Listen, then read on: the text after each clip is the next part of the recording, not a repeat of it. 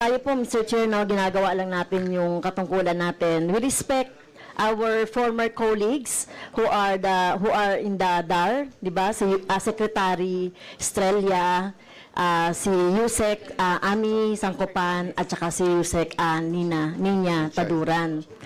At ako po natutuwa sa composition ng DAR ngayon as compared to the other administration na mga militaristic, no, yung approach doon sa problema sa kawalan ng lupa ng ating mga magsasaka. Pero ito, iba talaga itong composition na to, Mr. Chair. At iyan, mapapatunayan ko. Si Yusek Galit, lagi nating kausap yan. At talagang totoo yung sinabi ni Secretary that we have solved, no? Through continuous dialogue, nasa-solve natin yung problema ng ating mga magsasaka. At katulad ng sinabi ni Congressman Arlene Broses kanina, marami pa po na tayong dapat na isolve at i-discuss at i-dialogue. No, kung kami po, alam niyo naman ng makabayan, ang talaga pong advocacy talaga natin ay yung kapakanan ng ating mga magsasaka. Dahil sila po yung, kumbaga, yung backbone ng ating economy. Kung wala yung mga magsasaka, paano na po yung ating ekonomiya? No? Paano tayo mag-i-industrialize? But anyway, Mr. Chair, on land use conversion, Mr. Chair, ang tanong ko lang, sa gitna po ng kawalan ng sariling lupa ng ating mga magsasaka, patuloy ang mga pagko-convert ng gobyerno ng agricultural land para sa ibang gamit ng mga korporasyon at negosyante lamang ang nakikinabang. So ang first question, kailan po huling nagkaroon ng revalidation ng status ng ARBs ang DAR? Ilang ARB ang nasa actual possession pa at control pa nilang awarded lands? Sa ating mahal na Congresswoman Castro, katulad doon ng sinabi ko kanina, na kami po ay higit na pinagpala dahil finally, inapprove na ng World Bank yung aming digitalization project. At makakasagot po kami dyan ng husto pagkatapos po ng digitalization project natin. So, ano po yung timeline po nito, Secretary, Mr. Ito Chair? pong, kung di ako nagkakamali, itong taon na ito hanggang next year po magagawa po namin. Siguro mga kung hindi ako nagkakamali, hanggang mga October ho next year. Okay. Thank you, Mr. Chair. Sa datos po ng DAR, Mr. Chair, Mr. Secretary, ilan na po yung mga ektarya ng lupa ang sumailalim sa pagpapalit gamit ng lupa o land conversion? Ang makakasagot po niya na wala hong iba kundi ang ating Undersecretary for Legal. Kaya ho inatasan ko ang ating Yusek for Legal na siya po ang sumagot dito. By the way, bago siguro ipasa ko ang pagkakataon sa ating Undersecretary, nais ko lang hong malaman na merong ipinag-uutos ng ating mahal na Pangulo na papayagan namin ang conversion basta hindi ho irrigated ang lugar.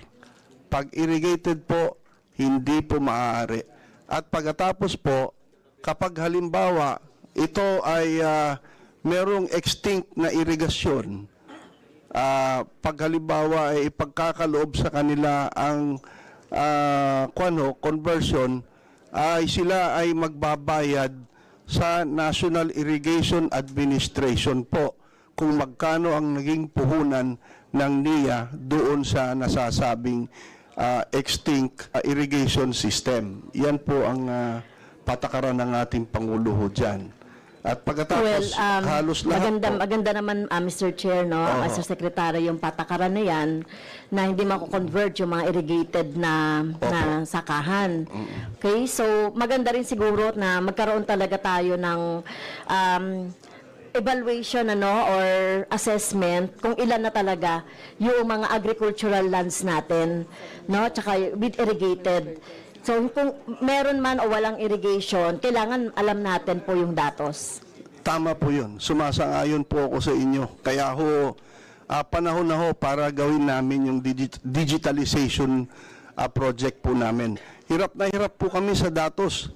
At Sa totoo ho, marami hong mga dumaan na mga ni-retain po namin na mga undersecretaries at saka assistant secretaries, inalis din namin sila dahil lalo lang nilang nilalabo yung mga datos, yung iba itinago pa. Kaya ho, nahihirapan talaga kami pagdating sa datos natin.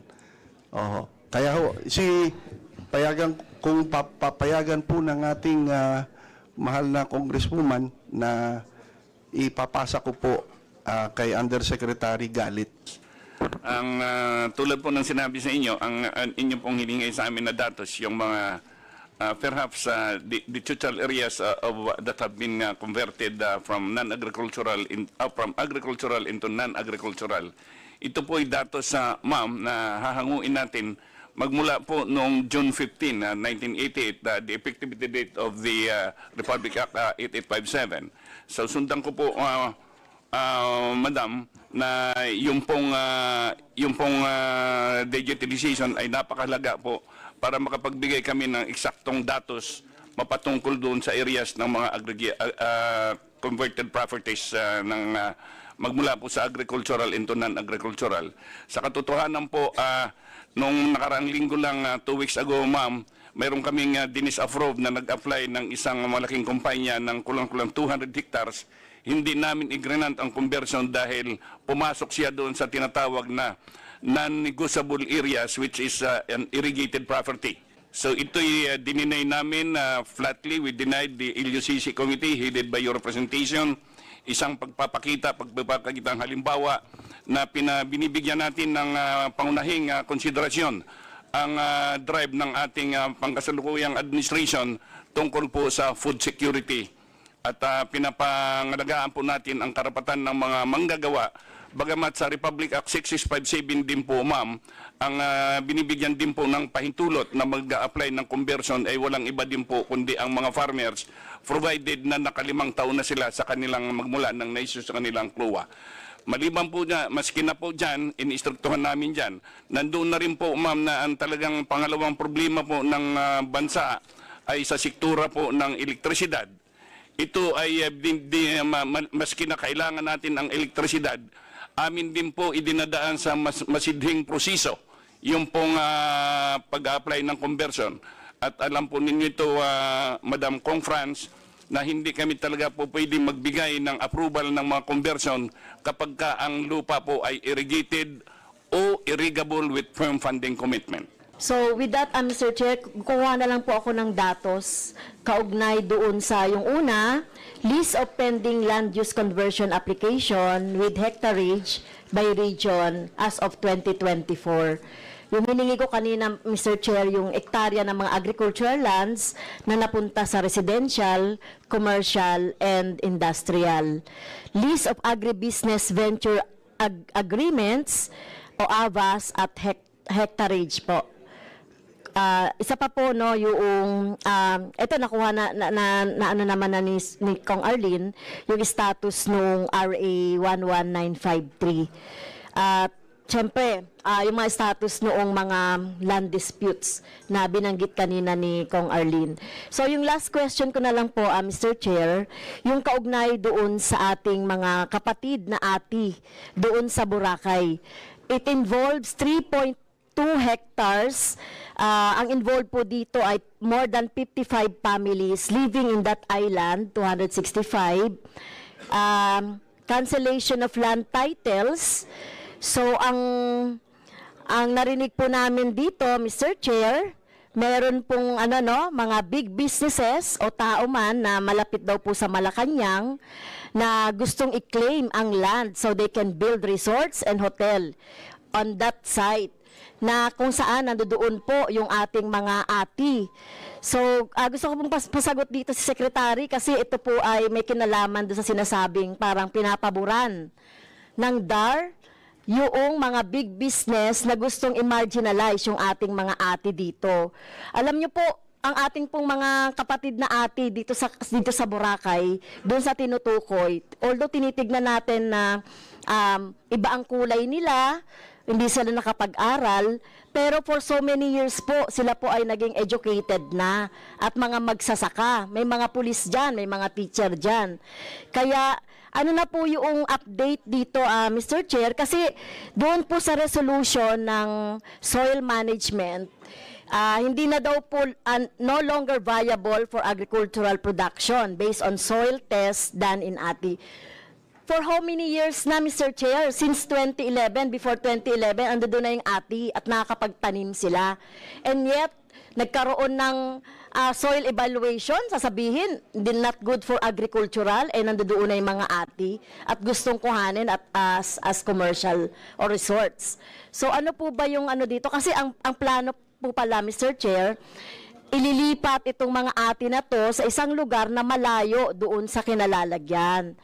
So, maawa naman po kayo. Dapat po ang tayo po ay ang puso natin nasa mas mahihirap na mga ATI. So, pwede naman silang i-integrate Di ba sila pwedeng i-integrate sa tourism, etc. doon sa lugar? Bakit gusto nating i-marginalize at palitan ito ng mga big businesses na nabanggit ko na nga, ang chismis ay malapit daw sa Malacanang? Thank you, Congresswoman Franz. Ako po ay isang ati from Aklan. Yes, Secretary. Mr. Chairman, ako po ay sumasang-ayon sa ating kaibigan na si Congresswoman Franz Castro na kailangan pong pangalagaan natin sila. At sa pagdidesisyon po ng kaso, hindi ho namin tinitignan yung itsura ng mga tao involved. Hindi ho namin tinitignan kung maliit sila, maitim, o kulot, or katulad ho ni Congressman Richard Gomez na gwapo ho. Wala ho kaming ganun na comparison po. Liliwanagin ko lang ho itong issue na ito. Unang-una po, yung batas po, ayon sa Carper Law, yung coverage of DAR, of private farmlands, have lapsed last June 30, 2014. Kailan po in-issue yung titulo, yung CLOA? 2018. Ibig sabihin ho, wala naman pending notice of coverage, kaya hindi na ho pwedeng i-cover o ipamigay yon ng DAR. Pangalawa ho, ayon din ho sa batas, Republic Act 6657, na hindi ho pwedeng i-cover ng DAR kapag idineklara ng Bureau of Soils under the Department of Agriculture. Kapag idineklara po ng Bureau of Soils na hindi po unfit for agriculture po yung lugar, hindi po namin pwedeng i-cover. Kaya dalawa na ho yun. Tapos na ho yung coverage. Wala hong nai-issue na notice of coverage on or before the deadline. Pangalawa ho, hindi ho pwede kasi ho, yun naman ang findings ng Bureau of Soils. Kailangan ho namin irespeto yon. Hindi ho under Pero our... bakit hindi niyo po chinek yun bago niyo binigay nung 2018? Hindi po sa panahon niyo, Hindi ho panahon yung DAR. namin, hindi Pero ho. ibig sabihin, earlier than 2011 pa doon, nandoon yung ATI. At nakita naman natin, na-develop na nila yung lugar. Nagtatanim sila doon, Mr. Secretary. Madam Congresswoman. Nag-ano po sila doon, nagtatanim sila. At hindi pwedeng sabihin na not suitable for agriculture yung lugar na yun. Nakatali po ang aming mga kamay, Madam, no? Tsaka noong 2018, ipinamigay nila yon, wala pa po kami, ma'am. Nandito pa ako na Kaya nga nagpe-preside. binanggit ko po, Secretary, wala kayo nun. Pero nandoon naman siguro yung mga ibang mga tauhan ng DAR. So bakit hindi po pero siya tali po, ginawa katulad po na ng i-test? sinabi ko ho, kailangan namin sumunod sa batas. Kasi po, na-declare po ng Bureau of Soils, ng DA. Kaya po na- ibibigay ng DAR ngayon sa mga businessmen na may interest doon hindi sa ho lugar. So ano ipinapamigay. po yung gagawin natin doon, Mr. Chair? Patapusin lang ho ninyo ako. Hindi ho pinapamigay. Unang-una, nung sinasabi nila bakit binabawi yung lupa. Wala ho kaming binabawi dahil walang ibinigay. Dahil ho yung ipinamigay nilang titulo doon has no legal leg to stand on. Besides, that lot is owned by a private individual. Hindi ho pagmamayari ng gobyerno yan. That's why, hindi ho pwedeng i-invoke yung 6657. Hindi rin po pwedeng i-invoke ang EO75 sapagkat ito po ay hindi government-owned land. Kaya hindi rin po pwedeng i-invoke ang EO75. Ito po ay nilagdaan ni President Duterte noong 2019. Kailan po binigay ang titulo? 2018. May kulanong salita na ang ibig sabihin dito ay ang pagkakaisa. Bunyog Party List. Halika na, Bunyog Party List ka na. Halika na, Bunyog Party List ka na. Sa susunod, ang atinang suportahan, Bunyog Party List, nagtataguyod ng katotohanan, lumalaban para sa bayan.